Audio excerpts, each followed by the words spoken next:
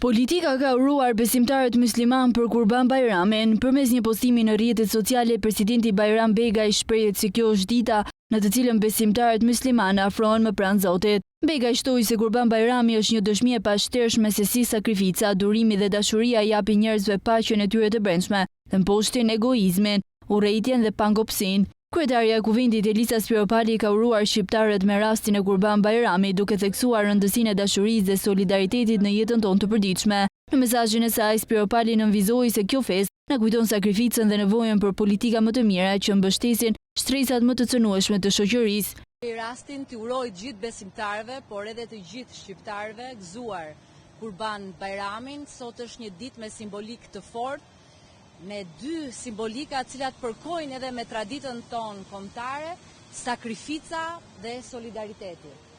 Pa sakrificë, pa durim, është e pamundur të korrësh frytet e punës tënde dhe kjo besoj ky është një mesazh që shkon përtej besimeve, po përçohet edhe në shoqëri për vlerat që janë parsorë, për begatimin si të njeriut, ashtu dhe të familjes, ashtu dhe të kombeve të shoqërive.